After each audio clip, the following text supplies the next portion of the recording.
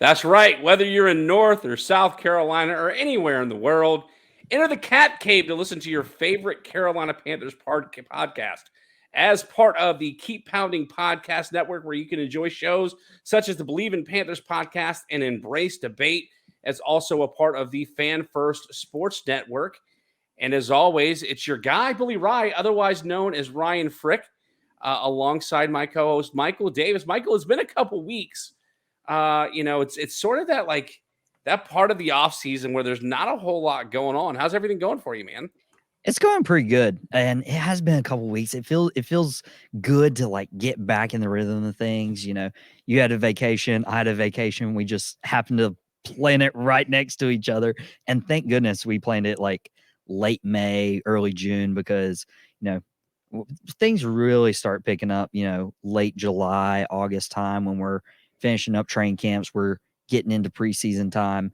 But dude, I don't know how much we can fit into 30 minutes with 2 weeks worth of news, because here's where all the news seemed to break. It just felt it was like, come on guys, Yeah, you're giving us material.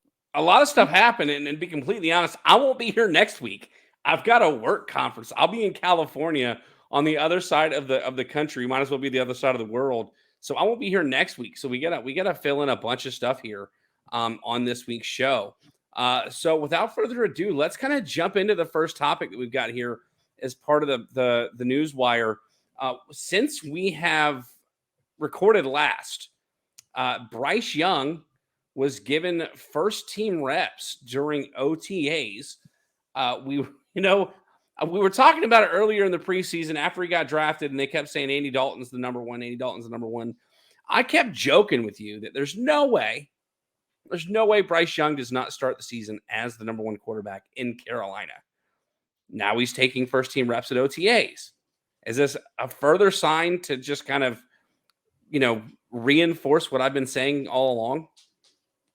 And me as well. You gotta give me credit. Yeah, that's fair. I'll give credit where we're gonna do. Yeah, I'll give it to you. You got to give me credit, because I was like, you can't trade up for a quarterback if you don't believe he is day one ready. Reinvigorating this fan base of the Carolina Panthers and train up to select a backup who you might not see opening week. And this is why I had the issue with the NFL scheduling the Panthers and Texans later on in the season. It felt like a no-brainer to have your number one and number two pick start the year off against one another in the opening week, because are we really going to go seek out CJ Stroud in his debut? I don't even know who the Texans play week one. That's a good question.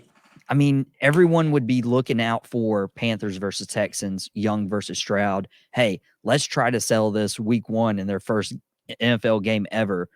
Who made the right choice? Was it Houston or was it Carolina? Now, I think it's pretty obvious that it was Carolina, especially with the team surrounding Bryce Young. But yeah, it's great to have Bryce Young take the first team reps in OTAs, because when you have a quarterback and you have a young rookie quarterback, it's starting week one, you need to get him as ready as possible. You can't get him ready playing with the second and third team string. No, you're right. For the record, while you were talking, I looked it up. The Texans play the Ravens week one. The Ravens. So we get CJ Stroud versus Lamar Jackson. I guess that's an intriguing matchup. Listen, I'm right there with you, man. We've been saying it all preseason. There's no way you trade as much as you do to take Bryce Young. It was all smoke and mirrors, and it's going to continue to be that. And obviously now it's no longer the smoke and mirrors. He's taking first team. They can say whatever they want to. Bryce Young will be starting week one. Now, with OTA sort of wrapping up, I have lived in the upstate of South Carolina for the better part of 11 years now. I have not once made it to Wofford, which is 30 minutes from my house. You haven't been to Wofford? I've been to Wofford, but I've never been to Wofford for Carolina Panthers training camp. Oh, okay. And so I may have to be one of those guys who just takes a day off work and just kind of goes and checks out practice. I don't know if I'm going to do it alone, if I would do it alone, but yeah, I may have to go and check it out for myself and watch. What are the dates for that? That's a good question. I know they just released the schedule not long ago while we were sort of on hiatus. It was vacation. Don't call it hiatus. That sounds wrong. I, I've always hated that term. what's wrong with hiatus? It just feels like you kind of like skip out. You know how people like go AWOL in the military. That's kind of what it sounds like to me. But you know, So that's neither here nor there. it looks like training camp at Wofford starts July 26th and runs through August 10th. That includes joint practice with the New York Jets August 9th and 10th. Claim your free ticket starting Thursday, June 29th. That's next week, and I'll be on a flight, so I may have to get someone to pick me up some tickets there. Let's switch gears here since we're both sort of really in agreement on Bryce Young being the number one guy when season starts, to a guy that is being talked about as being ready for the start of training camp, but a guy that I'm a little worried about if I'm Carolina fans. J.C. Horn goes down with a foot injury towards the end of OTAs. Not the same foot that he hurt last year, but he misses the end of OTAs. They say he's going to be healthy and fine and good to go come training camp next month. Michael, listen, is there a reason to be concerned with J.C. Horn from your perspective? Because then I'll give my perspective. If you're watching the video here, you can see the Gamecock gear that I'm representing today. And there's a reason why I want to bring this up. Is there concern for J.C. Horn's health? You just had to bring up the Gamecocks. How am I not going to, dude? Come on. It's always like the 6-7 minute mark. It never fails. Ryan gets his Gamecock fandom in on the Carolina Panther podcast. Nothing like repetition. Sorry, go ahead. Now, I could be a homer. I could mention that Cameron Peoples, the former running back of Appalachian State University Rollneers, who beat South Carolina the last time they played a football matchup, has been signed by the Carolina Panthers. Okay. Sorry. I'm sorry. Pipe down, South Carolina guy. Go ahead. You guys get your reputation and your popularity by tricking people and thinking you're Southern California, but that's neither here nor there. Okay, we gonna have a debate on this topic off the show. Let's stay on topic. But you just hit a nerve, my dude. I'm just saying. Oh, we were a state. We were a state before they were a college. Okay, whatever. Let's go on. Let's go on. Well, J.C. Horn is obviously one of the most talented corners in the NFL. I think you and I can both agree on that. But we usually come across a prospect that has injuries derail their career. As talented as they are, as high as that ceiling is, if they're getting injury prone, if they're getting hurt time and time again, you can't trust them. The best ability is availability. If I called out of work today and said I hurt my ankle, doing the radio show or whatever, well, they would be like, okay, well, sit your butt down and, do radio. Like if I lost my voice for 4 or 5 days and called out, well, take some hot tea, take some, whatever you need to do to get there. Like that is the mentality of work in America. That's just a common fact. So for J.C. Horn, as talented as he is, if he's not available to get on the field, that's a problem. Now, Grant, we're not making a big deal about it in June, but this sort of trickles into like October, November, December, because if you're playing a game every week, you're going to get banged up and you're going to get hurt. Can you play through that? J.C. Horn, as talented as he is, as hopeful as I was as a fan, hoping like we'd draft him, he's just not panned out. Listen, so he's only been in the league a year, right? He's been in the league 2 or 3 years, as long as Micah Parsons. He's going on his 3rd year, I believe. So then 3 years. Listen, I don't think it's a matter of him like staying on the field. It's getting him on the field, and I think you touched on that too. Like he missed time last year due to injury. It goes back to college. He missed time his senior year at South Carolina. So my concern with JC Horn, like, the thing was, the idea was that this wasn't the same foot that he hurt last year. So we're not worried about it being a recurring injury, but he's already got an issue of leg injuries dating back to college. It is reason to be concerned considering how little time that he has spent in the NFL, that he has injury problems dating back to college. And I mean, he's got a former teammate in Jamie Robinson excited to come play with him. Jamie Robinson, when he was drafted, said that he got a single text message from JC Horn and said, "Hey, you ready to work? Because this is it. Like this is."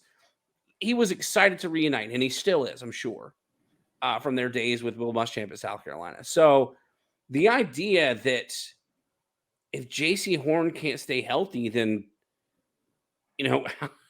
how long do the Panthers give him? Like, and again, we're saying this all very, very sort of prematurely because I truly believe, and I don't remember the exact, I believe it was 2020 when he was drafted by the Carolina Panthers. So he should be going on his third year. He is 2021, 2022. He's in his third year. And he in played his first year, I believe he only had 5 combined tackles. Like he didn't do much. He played 3 games. Yeah. That's why. Dude played 3 games, had 1 interception. Last year, he played 13 games. He had a few more interceptions, but JC Horn has been on IR 3 times already in his career. Yeah. And he was on PUP last year. So and now he's having, and now, he misses the end of OTAs. So most likely to be on PUP again. So they're expecting his foot injury not to keep him from preseason camp starting next month. Same way that they don't expect Hayden Hurst. I think Hayden Hurst has already been practicing since his offseason surgery. So, of course, another South Carolina guy. Those are the 2 most notable guys for the Carolina Panthers who have been dealing with offseason injuries. Okay, is that fair to say? That's fair. That's the first bad thing I've heard you say about former Gamecock players in a long there's really nothing. There's really nothing bad to say. I mean, from a Hayden Hurst standpoint, he spent most of his career healthy, and I've said it. I might have said it on a different show, or I might have said it when Des was on here with me a few weeks ago. I'm gonna make the bold prediction that Hayden Hurst is a Pro Bowl tight end in 2023. Yes, I said it. I'm going to speak it into existence. It's going to happen, right? But JC Horn is another story. If JC Horn cannot stay, like you said, if he can't stay on the field, then what kind of production are they going to get out of him? Like, it's one of those things like, yeah, you can have Tom Brady at quarterback, but if he injures his elbow or if he injures his shoulder once a year and he's only good for half the season, it's like the Lamar Jackson of cornerbacks. Like, you can't stay healthy. You can't stay on the field. What kind of production are you going to be able to give for a defense that was pretty good last season? Something else Des and I talked about on the show a few weeks ago. The Panthers are already coming off a really good defensive season with JC Horn missing time. So it's one of those things like, yeah, he's entering his third year, which means that next year it'll be his 4th year of his rookie deal. They can either opt in or they can let him play out his 4th year and then be done with him. But do you think that, like, okay, let me think how to phrase this question. We both agree that JC Horn's injury history is of concern. Do we think that he can shed this injury stigma off of him if he can play a full 17-game schedule this season? It's not already looking good. That's the first thing that comes to mind.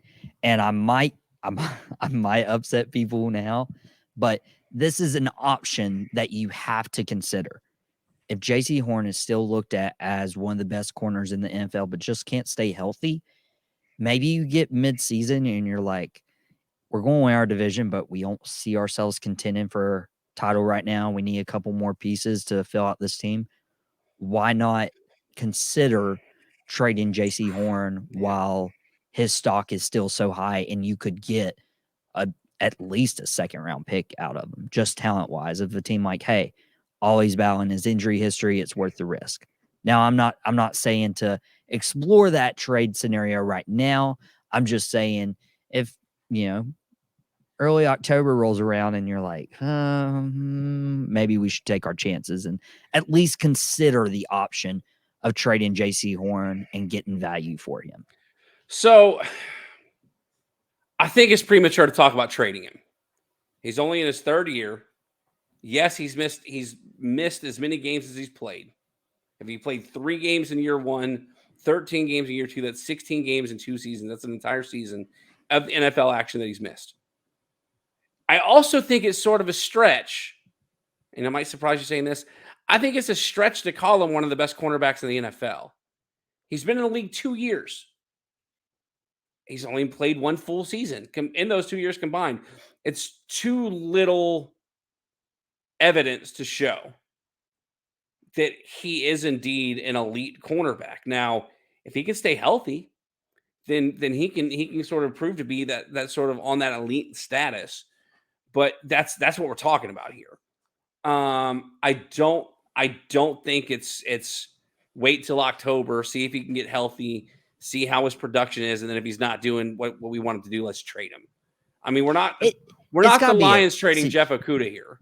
It's got to be a situation you consider. And I can't even remember what they traded for Okudah. Why do they have? Well, Okudah got traded for like a 5th round draft pick.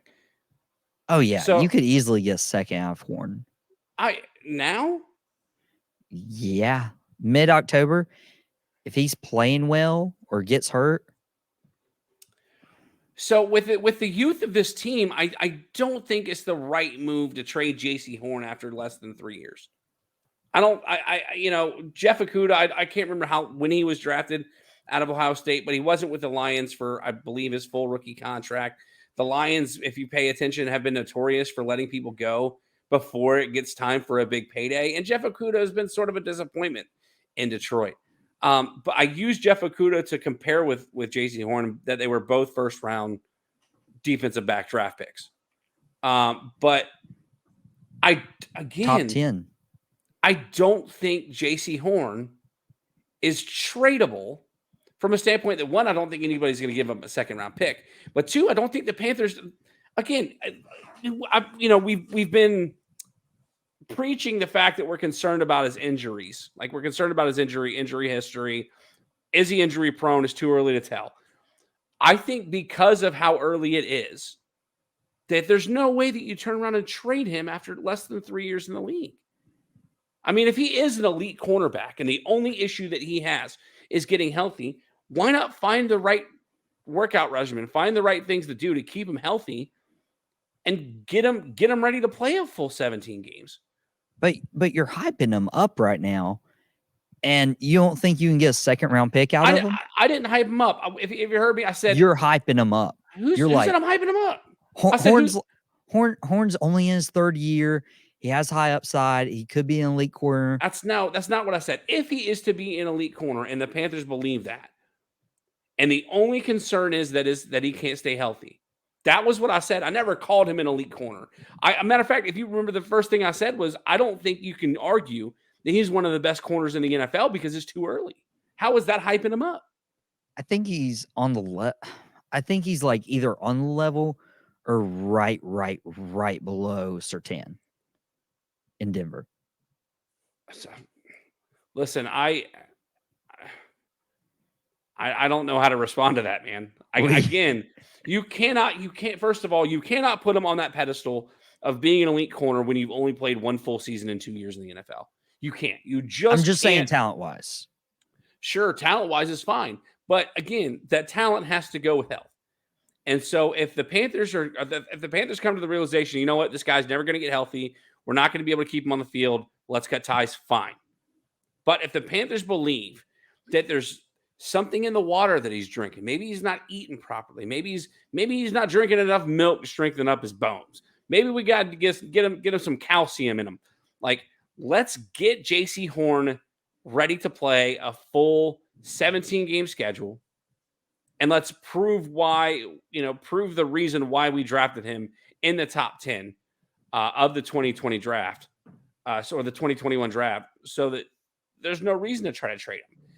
Because I'm telling you right now, whether or not he is at that talent level that you are hyping him up to be, if you can't play a full season in the NFL, nobody's going to give up less than what Okudah got, or more than what Okudah got, from Atlanta. So listen, I think we both can agree that J.C. Horn's injuries are a reason to be concerned.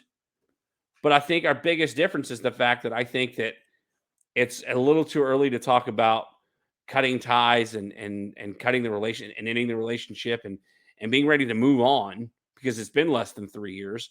Whereas you say, listen, if he's not healthy and October rolls around, he's still not producing, cut ties. Would that be accurate? That'd be accurate. And I'm glad you brought up the relationship scenario, because I guess if you had a woman, you'd like ride it till the wheels fall off. I'm more the, hey, if this ain't working and I can see that, hey, let's part ways while we can. Listen, relationships are hard, man. I could do a whole podcast about relationships and how sometimes you just got to weather the storm. And then after the storm has been weathered and the house has been flattened by the tornado, you realize maybe I made the wrong decision by going in the cellar. Maybe we should have just gone across town. Nevertheless, maybe the Panthers should have picked Micah Parsons. See how we brought that full circle? I am trying so hard not to say dirty words on this show. I am trying so hard. We are a PG show on the Keep Calm Podcast Network. If you say so, maybe we'll have to increase the rating to PG-13 at some point. I don't know how that works in podcast world. Listen, I'm not sure if this is newsworthy, but I did kind of want to mention Brian Burns, star linebacker, defensive end, changes his uniform number to 0 to be the first Carolina Panther to utilize it. The NFL sort of laxed up on jersey rules as far as position players wearing certain number jerseys, and Brian Burns has come out and said that he wanted to wear number 0 because it's a new beginning for the Carolina Panthers. And since they sort of moved him to an outside linebacker in this new 3-4 defense, he's allowed to wear that number 0. Michael, I have gone on my show Tap Outs and Touchdowns, and I have been a very big advocate for jersey combinations, jersey numbers. I get on Madden. I draft my guys out of college, and when Madden defaults them to some weird number, I go back and give them their college number. That's just what I do. How do you feel about NFL players choosing these jersey numbers that are not traditional to what we've seen in years past? So we started seeing this trend a few years ago when they were like, okay, it doesn't matter your position. Like usually, corners would be 20, 30, 40. Linebackers would be 50, sometimes in the 40s, 90s. Defensive linemen, 70s, 90s. And that's how everything would go. Receivers, either the teens or the 80s. Mm-hmm. But then once they changed it, I was like, I don't know if I want my outside linebacker or edge rusher wearing the number 11. It just looks weird. Or a number 9 as a linebacker. I hate seeing a running back wearing it like a 2-digit number that starts with a 1. It's so frustrating in the NFL. It looks odd. Or 8. Cordero Patterson's 84 and he's playing running back. Come on, get him out of here. And especially you grew up on Madden. If you're a football fan, like who didn't? And you couldn't change to a certain number unless you're a position. So like when you create a player and you wanted a certain number, you'd have to be a certain position, and that's how you chose what kind of player you're going to be. With that said, I was very traditional mindset with the jersey numbers when this originally happened, and was very frustrated. But if you're going to allow that, why not allow the number 0? Like it's not a big deal. We see it in the NBA. Jason Tatum, Russell Westbrook. You get those guys. Why not market this?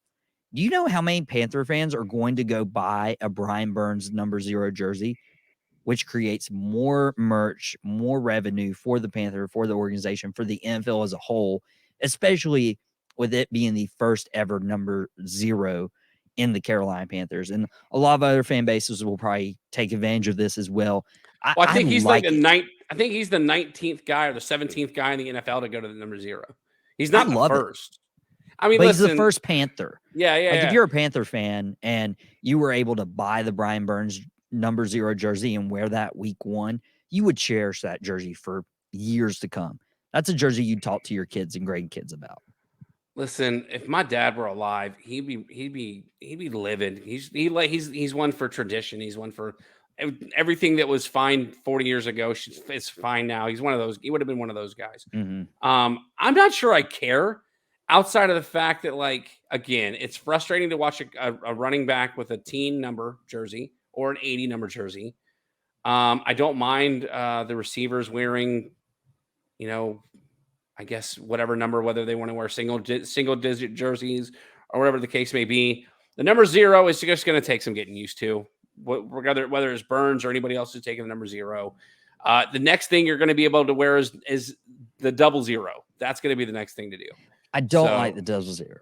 Listen, you brought up some guys in the NBA. The first Agent 0 I remember hearing was Gilbert Arenas, and I'm not sure if that's a popular memory to have now. But yeah, Gilbert Arenas was the original number 0 that I can remember. I don't know if we have enough time to get into this topic, but let's touch on it briefly here. We've only got a couple more minutes here. Not necessarily Carolina Panthers related, but it could be. The Minnesota Vikings released Dalvin Cook not too long ago. Dalvin Cook is coming off of a torn labrum surgery that he went on Adam Schefter's podcast and said that he feels great. He's ready to go. He can get back to his Florida State days, the Florida State Dalvin Cook, that he's still got some energy left in the tank. We talked about it on the show when we had a very, very heated discussion about whether or not DeAndre Hopkins had a place in this locker room. Do you think Dalvin Cook would be a good fit for the Carolina Panthers, considering you just mentioned the running back from Appalachian State they signed? They obviously went and signed Miles Sanders in the offseason. But do you think that Dalvin Cook will be a nice 1-2 punch with Miles Sanders in this offense? I think you could have that 1-2 punch and it'd be a good fit. Like, Sanders is good for Philadelphia. Cook, if you're not relying on him to be the number 1 guy and carry the rock 300 times a year, why not put him with Miles Sanders if you can afford him and, have Chuba? Like, talking about short yardage distance, boom, you just solved your issue right there with Dalvin Cook. Like, Chuba, let him be a change of pace back. As much as I love Cameron Peoples, he's still got to fight his way onto the roster. Like, he's just getting an opportunity right now. And talk about somebody else from one of our colleges that, has an injury history. As much as I'm rooting for Peoples, he's had some injuries throughout his college career. Yeah, if you have a guy like Dalvin Cook, and honestly, with Zeke on the free agent market, I mean, I was expecting Zeke to be signed here for the short yardage, but Dalvin Cook fits the bill just as well. And I don't want this to be like, oh, we need to make a splash and a big sign-in and whatever big name there is out there. But Carolina is in that position where they need a veteran star on this team to help these young guys cultivate a culture here. And Dalvin Cook could help with that. A guy like DeAndre Hopkins could help. Zeke Elliott could help establish this team for years to come. Listen, I hate how much we're agreeing on this show. Listen, I think Dalvin Cook would be a huge addition. I mean, at one time, Carolina had Jonathan Stewart, D'Angelo Williams, Jonathan Stewart, one of the co-hosts over on the Believe in Panthers podcast, arguably two of the best running backs in the league at their time. And they were on the same roster. I mean, I think especially Miles Sanders doesn't have a great track record with injury history. Last year was his best year in the NFL, and I believe it was year 4 for him. If you remember correctly, he wasn't the starter coming out of Penn State. He was sitting behind Saquon Barkley on his way to the NFL and was able to do what he could for Philadelphia. But I don't think it would hurt to, especially when you're concerned as well, how do we replace Christian McCaffrey? Well, I think Dalvin Cook and Miles Sanders would be a great replacement for Christian McCaffrey. And I think they'd be able to carry the rock and get that running game, give that running game some fresh legs every single down, every single drive to keep some of that pressure off of Bryce Young and to open up the pass game. So I would love to see Dalvin Cook in a Carolina Panthers uniform. Michael, we are up against it. Tell the fans where they can find you. Well, you got our Instagram right up there. So I have a wrestling podcast as well as Ryan does at Drop the Mic Wrestling. That's the Instagram. Go follow it. We're going to be releasing an episode Wednesday, 2 p.m. I'm going to have Shane Smith on talking about Ryan's favorite guy, CM Punk, and AEW Collision's debut, AEW New Japan's Forbidden Door, and perhaps the greatest wrestling story of all time, The Bloodline, getting another level. And then I have a Friday sports talk show, Out of Pocket with Michael Davis, live Fridays at 4, WWBG 1470, as well as the Tobacco Road Sports Radio's YouTube channel. That's why you should subscribe so you don't miss any of this content. But Ryan, tell them about your wrestling podcast. So listen, it's a wrestling podcast. It's a football podcast. It's whatever you want it to be podcast. Tap Outs and Touchdowns airs 2 episodes a week. Generally, a wrestling show airs early in the week. The football show later on in the week. Tap Outs and Touchdowns, man. At Tap Outs and TDs on Twitter. Facebook.com/Tap Outs and Touchdowns. You can find it wherever you get your podcast. We're also on YouTube. If you want to find the YouTube channel. But we're also, like I said, anywhere you find podcasts, just go search, like, and subscribe wherever it is that you listen, and you can check us out. Michael, anything you got to say before we wind this down? Yeah, go watch some Tap Outs and Touchdowns. There you go. That's your music video for your show now. You can click that. Michael's full of energy here for the end of the show. For Michael Davis, it's Ryan Frick. This has been the Cat Cave. We'll see you next week over here on the Keep Pounding Podcast Network.